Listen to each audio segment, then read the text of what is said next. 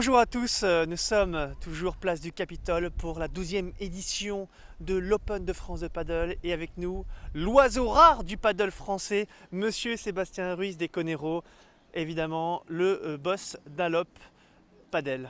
Je crois que j'ai à Bonjour, peu près tout dit. bonjour à tous. Ouais.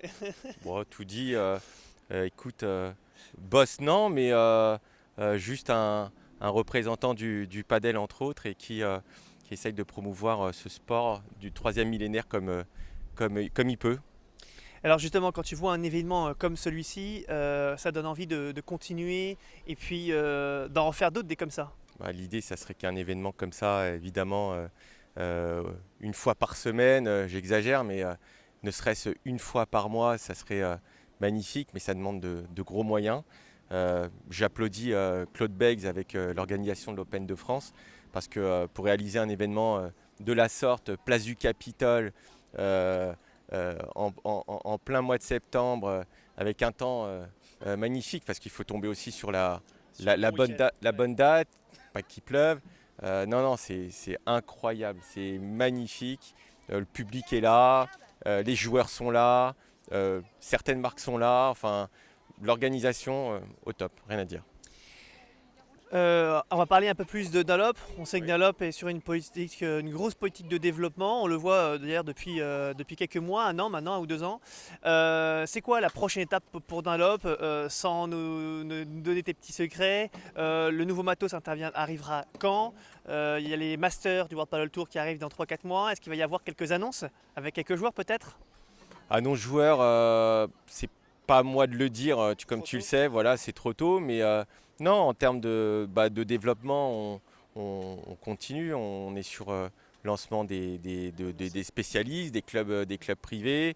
Bon, comme tu sais, le développement des clubs privés, les clubs publics, c'est deux choses différentes, puisque les clubs publics dépendent d'un magasin de sport. Maintenant, dans le développement, la suite, c'est consolider, euh, avoir nouveaux ambassadeurs, de créer des événements, penser différemment, mais tout en faisant découvrir le padel du plus jeune jusqu'au la personne la plus âgée, peu importe. Mais tu vois, je te donne un exemple. Il y a des gens qui sont venus me voir pendant le tournoi, qui habitent Toulouse par exemple, et qui ne connaissent pas le padel. Pourtant, Toulouse, comme une ville, C'est une ville de paddle. voilà, une ville de padel. Et donc tout de suite, tu les diriges vers les championnats de France la semaine prochaine au Toulouse Padel Club. Voilà, il y a encore un gros travail à faire de chacun. Nous, les marques, évidemment, on doit travailler, même limite conjointement, mais le but, c'est de faire évoluer ce sport du troisième millénaire. Tu l'as dit, cet événement, enfin, en tout cas, d'après moi, c'est que ce ne sont pas les gens qui vont vers le paddle, c'est le paddle qui va vers les gens et ça permet de créer véritablement, probablement, des nouveaux joueurs, peut-être, non? Ouais, des gens qui vont découvrir, qui vont venir, qui vont prendre une raquette. Ils voient toujours tout de suite que c'est un sport ludique, facile à prendre en main avec la raquette. Voilà, il faut juste mettre une raquette dans les mains, juste même accompagner la personne sur le terrain. C'est un peu le but, c'est un peu l'objectif. Et voilà, on s'efforce à le faire.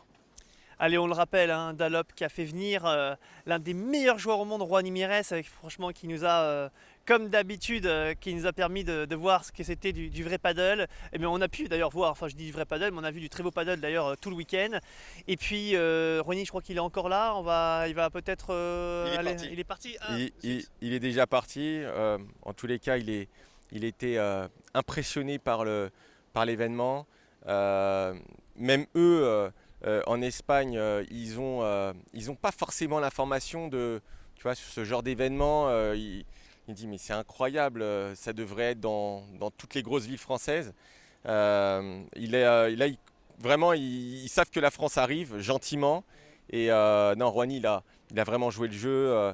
Euh, Moi, ce que j'ai fait, c'est que j'ai ouvert aux autres joueurs la possibilité aussi de jouer avec Rouhani. C'était compliqué de ne pas faire des jaloux. Et voilà, j'ai surtout essayé de faire plaisir au public. Il fallait absolument qu'il découvre aussi ce sport. Et l'avenue de Rouhani a été magnifique pour l'organisation et magnifique pour ce sport. On était avec Sébastien Ruiz et Conero, le responsable paddle Dunlop. Il était avec nous comme d'habitude. Il a été au taquet, Et, exceptionnel. et surtout, je le répète encore, merci à Franck Binisti. Sans lui, le padel, en termes de communication, n'existerait pas. Il faut le soutenir, il faut continuer à partager ses vidéos, partager, liker. C'est fondamental. On ne le lâchera pas. Voilà. Merci mon Seb. Allez, à tout de suite.